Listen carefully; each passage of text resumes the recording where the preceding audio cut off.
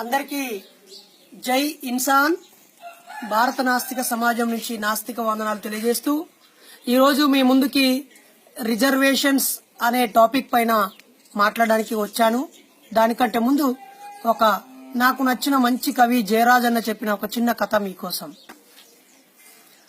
ఒక ఊర్లో నడి మధ్యలో బాబాసాహెబ్ అంబేద్కర్ విగ్రహాన్ని పెట్టారు. ఇలా బుక్ పట్టుకొని ఇలా ఉన్నటువంటి విగ్రహాన్ని.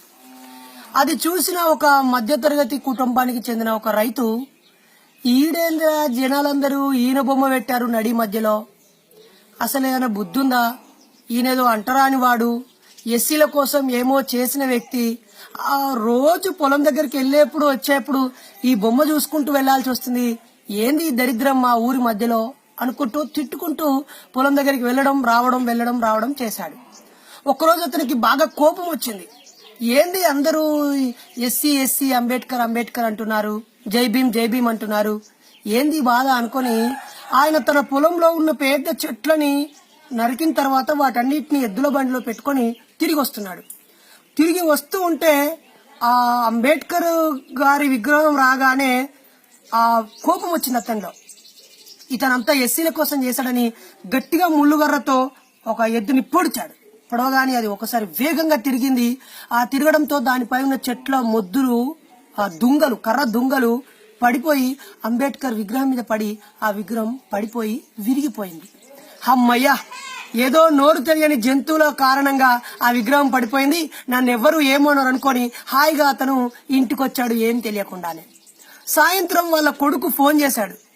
నానా, రేపటి నుంచి నువ్వు కలెక్టర్ గారి తండ్రివి నాన్న అన్నారు. ఏమైంది నాన్న అంటే, నాన్న నాకు కలెక్టర్ గా సెలెక్ట్ అయ్యాను నేను, శుభాకాంక్షలు నాన్న అని చెప్పాడు. ఓహో అవునా, అయితే రేపటి నుంచి నేను తాళ్ళెక్కుడు అవసరం లేదా, చేపలు పట్టబోవుడు అవసరం లేదా, మొగ్గం నేసుడు అవసరం లేదా, గొర్రెలు గాయడానికి పోవుడు అవసరం లేదా, నేను కలెక్టర్ కొడుకు తండ్రినా అని చాలా గర్వపడి, నానా మరి నీతో పాటుగా మన పెద్ద దొర కొడుకు కూడా కలెక్టర్ పరీక్ష రాసిండు కదా, ఆయన కలెక్టర్ అయిందా బిడ్డ అంటే, కాలేదు నాన్న అని చెప్పండి. ఎందుకురా, ఆయన మంచిగా చదువుతాడు కదా, ఇంగ్లీష్ మీడియంలో హైదరాబాద్ లో పట్నంలో రకరకాల చోట్ల చదువుకున్నాడు, మరి అతను కాకుండా నువ్వెట్లయినవురా అంటే, బాపు నాకంటే అతనికి 10 మార్కులు ఎక్కువ వచ్చినాయి అని చెప్పండి. అదేంద్రా 10 మార్కులు ఎక్కువ వస్తే ఆయన కలెక్టర్ అవ్వాలి కానీ నీకు కలెక్టర్ అయినవా ఆయన ఎందుకు కాలేదురా అంటే, బాపు మన ఊర్లో ఏలిలా పెట్టుకొని ఉన్న బాబాసాహెబ్ అంబేద్కర్ ఉన్నాడు కదా, ఆ మహానుభావుడికి వెళ్లి దండేయి నానా, ఆయన కారణంగా రాజ్యాంగంలో రాసిండు మనం వందల వేల సంవత్సరాలుగా తిండి లేక, బట్ట లేక, ఇల్లు లేక, చదువుకునే అవకాశం లేక వెనుకబడ్డ బతుకులని మనల్ని బీసీ రిజర్వేషన్ పెట్టి 27% ఉద్యోగాలు మనకి ఇవ్వాలని రాసి పెట్టిండు. ఆ రాసి పెట్టిన కారణంగానే 100 మంది కలెక్టర్లు కావాలనుకుంటే 50 మంది దొరలు, రెడ్లు, పటేన్లు, డబ్బున్నోళ్ళు ఎవరన్నా కావచ్చు నానా, మిగిలిన 50లో ఓ 10-15 ఎస్సీలు కావాలని, 27 బీసీలు కావాలని, ఇంకో 5 ఎస్టీలు కావాలని ఇలా బాబాసాహెబ్ రాసి పెట్టిండు. ఆయన రాసి పెట్టి రాజ్యాంగంలో పెట్టకపోతే నేను కూడా నీ లెక్కనే గొర్రెగాసుడో, బర్రగాసుడో, మొగ్గం నేసుడో, లేకపోతే తాళ్ళెక్కడో, సాపలు పట్టుడో, ఇంకేదో కుమ్మరి పనో, కమ్మరి పనో, సాకలి పనో, మంగలి పనో చేస్తున్నాయన. కాబట్టి ఊళ్ళో ఉన్న ఆ విగ్రహానికి దండేసిరా అని చెప్పాడు. అయ్యయ్యో, నేను ఎంత తప్పు చేసినా, అంబేద్కర్ అంటే ఓన్లీ ఎస్సీలకే సహాయపడ్డాడు అనుకున్నా, నిజంగా నాది బుద్ధి తక్కువతనమే అని తాను రియలైజ్ అయిపోయి ఊర్లోకి వెళ్లి అందరినీ పిలిచి ఆ విగ్రహం నా తప్పిదం వల్లే కింద పడిందని చెప్పి దాన్ని నిలబెట్టి తిరిగి తన కొడుకు కలెక్టర్ గా రాగానే మొట్టమొదట దానికి దండేపించాడు. మిత్రులారా, గుర్తుపెట్టుకోండి, ఈ మధ్య సోషల్ మీడియాలోనూ అక్కడక్కడ చూస్తున్నాను, రిజర్వేషన్లు అనగానే తెలివి తక్కువ వాళ్ళు కలెక్టర్లై, తెలివి తక్కువ వాళ్ళు డాక్టర్లై, తెలివి తక్కువ వాళ్ళు ఇంజనీర్లై ఏం చేస్తారు అనే ఒక పిచ్చి వాదన తీసుకొస్తున్నారు. అది చాలా మూర్ఖపు వాదన. మీకు కామన్ సెన్స్ లేదా అని ప్రశ్నిస్తున్నాను. ఉదాహరణకి నేను బీసీ సర్టిఫికెట్ ఉపయోగించి బీఈడి చదువుకున్నాను. ఒరే పిచ్చి కదవా, నేను డాక్టర్ కావడానికి, ఇంజనీర్ కావడానికి, టీచర్ కావడానికి అది అర్హత కాదు. నేను కేవలం ఆ టీచరు ట్రైనింగ్ గది లోపలికి వెళ్ళడానికి అవకాశము. నేను డాక్టర్ గా నా కొడుకు నేను డాక్టర్ కావాలంటే నన్ను డాక్టర్ చదవడానికే ఉపయోగపడుతుంది రిజర్వేషను. ఆ తర్వాత చదువు చేరి 5 ఏళ్ళు 7 ఏళ్ళు నేను చదివి ప్రయోగాలు చేసి అక్కడ ఉన్నటువంటి పరీక్షలన్నీ రాసి పాస్ అవుతేనే డాక్టర్ అనే ముద్ర గుద్ది నన్ను బయటికి పంపిస్తారు. తక్కువ మార్కులు వచ్చినంత మాత్రాన లోపల ఉన్న వాళ్ళని డైరెక్ట్ గా డాక్టర్లు అని సర్టిఫికెట్లు ఇయ్యరు మిత్రులారా. ఈ ఇంజనీర్ అవగానే బిల్డింగులు కట్టమని పెద్ద పెద్ద డ్యాములు కట్టమని పంపించారు మిత్రులారా. టీచరు చదవడానికి రిజర్వేషన్ తో ఎంటర్ అయ్యాను. ఆ తర్వాత నేను నా హాల్ టికెట్ నంబర్ తో పరీక్ష రాస్తే ఆ దిద్దినవాడు నా ముఖం తెలియకుండా, నా హాల్ టికెట్ నెంబర్ కూడా తెలియకుండా, ఆడా మగ అని తేడా తెలియకుండా ఆ ప్రశ్నకు నేను జవాబు రాశానని దిద్ది 35 కంటే ఎక్కువ మార్కులు వస్తేనే నేను పాస్ అవుతాను. అలాగే ఆ డాక్టర్ చదువుకు సెలెక్ట్ అయినటువంటి దళితులు గాని, ఎస్సీలు గాని, ఎస్టీలు గాని ఇంకెవరైనా వాళ్ళు వాళ్ళ చదువులో, వాళ్ళ ప్రతిభలో అందులో మార్కులు సాధించి పాస్ అవుతేనే అందులో నుంచి డాక్టర్ పట్టా పొంది బయటకు వస్తారు. కాబట్టి దయచేసి ఆలోచించండి. రిజర్వేషన్స్ అనేది ఈ సమాజం అనే శరీరానికి పట్టిన రోగము, గజ్జి రోగము లాంటి అసమానతలను తగ్గించడానికి ఇచ్చిగాడ్ అనే మందు లాంటిది. కాబట్టి దురదకి మందు రాయడం తప్పు కాదు, ఆ మందు తక్కడం కోసమే దురద మందు. కానీ ఈ దురద మందు కంపెనీని రద్దు చేస్తే, ఈ ఇచ్చిగాడు అమ్మకాలు బంద్ చేస్తే, ఇచ్చిగాడు మందు పెట్టుడు బంద్ చేస్తే ఈ శరీరానికి ఉన్న రోగం గజ్జి పోతుంది అనుకోవడం మూర్ఖత్వం. ఇండస్ మార్టిన్ అన్న చక్కగా ఎగ్జాంపుల్ గా కూడా వివరించి ఇచ్చాడు. కాబట్టి మిత్రులారా, నేను మిమ్మల్ని కోరుతున్నాను, ఈ సమాజంలో అనేక అసమానతలకి, వివక్షతలకి, కష్టాలకి, కన్నీళ్లకి వందల వేల సంవత్సరాలుగా భూమి అందరి చేతిలో సమానంగా లేకపోవడము, ఉద్యోగ అవకాశాలు, గౌరవ మర్యాదలు, అటు స్వాతంత్రం వచ్చాక రాజకీయ అవకాశాలు, అన్ని రకాల అవకాశాలు అందరికీ సమానంగా ఉన్నప్పుడు మీరు అనుకోవచ్చు, ఒక చెరువులో చేపలు పెరగాలని ఆహారం తీసుకొచ్చి వేస్తే ఏమవుద్ది? ఆ చేపలన్నీ తిని పెద్ద అవుతాయా? కాదు. అందులో ఉన్న పెద్ద చేపలు అమాంతంగా మింగేస్తాయి. ఆకలితో ఉన్న ఈ సమాజంలో 2 ఆహార పొట్లాలు పడేస్తే ఏమవుతాయి? బలవంతులు గుద్దుకొని తింటారు. అలాగే ఈ సమాజంలో సమానత్వం రావడం కోసం ఇప్పటివరకు చట్టసభలకు వెళ్ళని వాళ్ళని, ఇప్పటివరకు డాక్టర్లు, ఇంజనీర్లు, టీచర్లు, రకరకాల ఉద్యోగాలు పొందని జాతుల కోసము రిజర్వేషన్స్ పెట్టారు. రిజర్వేషన్ అన్నది ఒకడి నోట్లోంచి బుక్క తీసి ఇంకోని పెట్టడం కాదు, ఈ పేదవాళ్ళకి పెట్టడం కోసం. ఇంకొకరు మాట్లాడుతూ ఎస్సీలో, ఎస్టీలో, బీసీలో రిజర్వేషన్ పొందినోడు బాగుపడ్డాడు కదా. ఒరే నాయన, 100 ఉద్యోగాలుంటే సగానికి పైగా ఉద్యోగాలు ఎవడికి దమ్ముంటే, టాలెంట్ ఉంటే వాడే పొందొచ్చు అని పెట్టారు. మిగిలిన సగంలోనే 95% మంది ప్రజలు కొట్టుకు చేస్తున్నారు. 50% కంటే ఎక్కువ ఉన్న బీసీలకి కేవలం 27% ఇచ్చారు.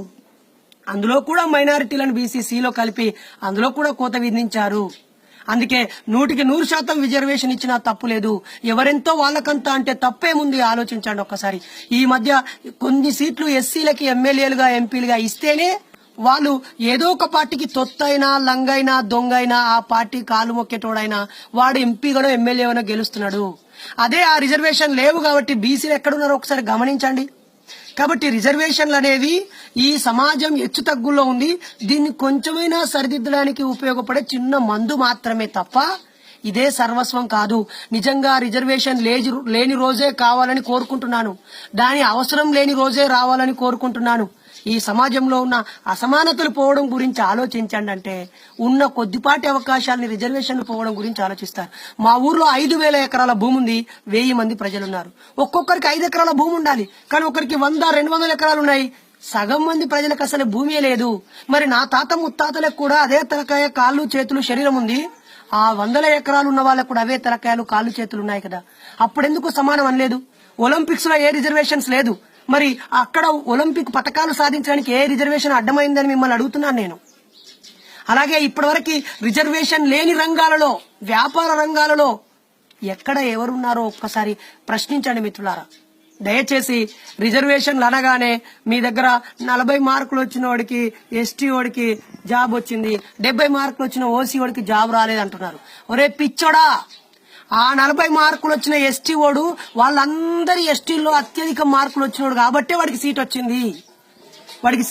వాడికి జాబ్ వచ్చిందంటే వాడికి పుక్కిటికి వచ్చింది, తక్కువ వచ్చిందని కాదు. వాడి కులంలో, వాడి జాతిలో ఇన్ని సంవత్సరాల స్వాతంత్రంలో వానివే హైయెస్ట్ మార్కులు అని ఆలోచించు.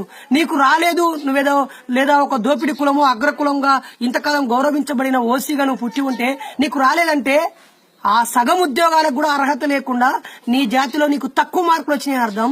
వాడికి ఉద్యోగం వచ్చిందంటే వాడి జాతిలో వాడికి ఎక్కువ వచ్చినాయని అర్థం. గుర్తుపెట్టుకో. కాబట్టి ఈ రిజర్వేషన్ల అమలులోనో మీరు గమనిస్తున్న దగ్గర ఎక్కడో చిన్న చిన్న లోటుపాట్లు ఉన్నంత మాత్రాన దాన్ని బేస్ చేసుకుని నోటుకొచ్చినట్టుగా చులకనగా మాట్లాడొద్దని ఈ సందర్భంగా కోరుతూ, రిజర్వేషన్లు మొట్టమొదటిగా కావాలని కోరుకున్నది మద్రాసు పట్టణంలో ఈస్ట్ ఇండియా కంపెనీ వాళ్ళ న్యాయవాదులందరినీ ఇంగ్లాండ్ లో బారిస్టార్ చదివిన వాళ్ళకే ఇచ్చినప్పుడు ఇక్కడున్న బాపన సోదరులు పూజారులే మాకు రిజర్వేషన్లు కావాలి స్థానికులకు అని మొట్టమొదటిసారిగా 1880 సంవత్సరాల్లోనే మాకు కావాలని కొట్లాడి రిజర్వేషన్ పెట్టించుకున్నది వాళ్లే. ఆ తర్వాత సాహు మహారాజ్ శివాజీ మనవడు మునిమనవడు పరిపాలిస్తున్నప్పుడు బ్రాహ్మణ సోదరుల ద్వారా అవమానాలు పడ్డప్పుడు అరే నాకు పిఏగా కావాలి, ఎవడన్నా చదువుకున్నాడో ఉన్నాడంటే ఎవడు లేకపోతే మొట్టమొదటిసారిగా ప్రభుత్వం ఇచ్చే డబ్బులతో చదువులు నడుస్తున్నాయి, ఆ చదువుల్లో అన్ని వర్గాల వాళ్ళు లేరు అని చెప్పి మొట్టమొదటిసారిగా ఓసీలు లేదా బ్రాహ్మణ బనియాలు క్షత్రియ వైశ్యులు కాకుండా ఆ సబ్బండ వర్ణాలకు రిజర్వేషన్ల ప్రాతిపదికన ప్రత్యేక పాఠశాలలు పెట్టాడు. ఆ తర్వాత బాబాసాహెబ్ అంబేద్కర్ గురువుగా భావించిన సాహు మహారాజ్ తర్వాత జ్యోతిరావు పూలే ప్రత్యేక పాఠశాలలు పెట్టాడు. కాబట్టి ఎస్సీ ఎస్టీలకి కేవలం 100-200 సంవత్సరాల నుంచే చదువు వచ్చింది. ఆ చదువును విద్యా సంస్థలు నెలకొల్పాల్సింది పాలకులు. ఆ పాలకులు పట్టణాల్లో తాలూకా కేంద్రాల్లో పెట్టడం వల్ల డబ్బున్న వాళ్ళ పిల్లలే పై చదువులు చదివారు. ఇప్పటికీ ఎస్సీ ఎస్టీ బీసీలో మైనారిటీలో 100% మంది కూడా ఉన్నత చదువుల్లోకి రావట్లేదు. గమనించండి మిత్రులారా. అలాగే స్వాతంత్రం వచ్చిన తర్వాత మద్రాసులో పెరియార్ రామస్వామి రాజ్యాంగం అమల్లోకి వచ్చిన తర్వాత ఆ రిజర్వేషన్ కారణంగా 2 వ్యక్తులు ఉన్నత చదువులోకి బీసీలు అయితే అక్కడున్న వాళ్ళందరూ ఈ రిజర్వేషన్ల కారణంగా మా ప్రతిభ అడుగంటిపోయిందని కొట్లాడి మళ్లీ తిరిగి పొందారు. అప్పుడు పెరియార్ రామస్వామి గారు ఈ రిజర్వేషన్లకి చట్టబద్ధత కావాలని రాజ్యాంగ సవరణ కోసం పోరాటం చేసి నాటి ప్రధానిని మెడలు వంచి బాబాసాహెబ్ గారికి సమస్యను వివరించి మళ్లీ రిజర్వేషన్లకి చట్టబద్ధత కల్పించాడు. కాబట్టి దయచేసి మిత్రులారా, ఎవరైనా ఏదైనా మాట్లాడగానే నీకు కుల సర్టిఫికేట్ ఉందా, నువ్వు నాస్తికుడు కదా, అరే నాయనా 100,000 సంవత్సరాలుగా ఈ కులాల్లో పుట్టడం వల్ల వెనుకబడి ఉన్నామని బాగుపడడానికి ఇచ్చే చిన్న అవకాశం రిజర్వేషను. కాబట్టి రిజర్వేషన్ అనేది ఒక సామాజిక సమానత్వం కోసం వచ్చే అవకాశమే తప్ప అదే పరిష్కారం కాదు. ఆ దిశగా అందరూ ఆలోచించాలని, కులాలు మతాలు పోయే వ్యవస్థ దిశగా అందరూ ప్రయత్నించాలని కోరుతూ, మీలో ఎవరైనా నాస్తికులుంటే, కులాలు మతాలు మూఢనమ్మకాలు పోవాలనుకుంటే, కులాంతర పెళ్లిళ్లు చేసుకోవాలనుకుంటే, కట్న కానుక లేకుండా పెళ్లిళ్లు చేసుకోవాలంటే భారత నాస్తిక సమాజంలో సభ్యులుగా చేరాలని, కులం లేని మతం లేని ఒక సమసమాజ స్థాపన కోసం 1972లో డాక్టర్ జయగోపాల్ గారు ప్రారంభించి నడిపిస్తున్నారు. ఇప్పుడు దానికి నేను ప్రచార కార్యదర్శిగా ఉన్నాను. మీకు దేవుళ్ళు, దయ్యాలు, ఆత్మలు, పునర్జన్మలు, స్వర్గ నరకాలు నమ్మకపోతే మీరు కమ్యూనిస్టులైనా, అంబేద్కరిస్టులైనా, సామాజికవేత్తలైనా, ఏ కులం వారైనా భారత నాస్తిక సమాజంలో చేరండి. ఆల్రెడీ మీరు ఏదైనా సంఘంలో ఉంటే ఆ సంఘాన్ని బలోపేతం చేసి ప్రత్యామ్నాయ సంస్కృతిని ఈ సమాజానికి అందియాలని కోరుతూ, రిజర్వేషన్ల అవసరం లేని వ్యవస్థ రావాలని కోరుతూ, రిజర్వేషన్ల అవకాశం ఉన్న మిత్రులను కోరుతున్నాను, మీరు దయచేసి బాగా చదివి ఓపెన్ లో సీటు కొట్టడం ద్వారా మీకంటే తక్కువ మార్కులు వచ్చిన మీ కులం వాడికే ఆ రిజర్వేషన్ ద్వారా జీవితాన్ని ఇచ్చిన వాళ్ళు అవుతారు.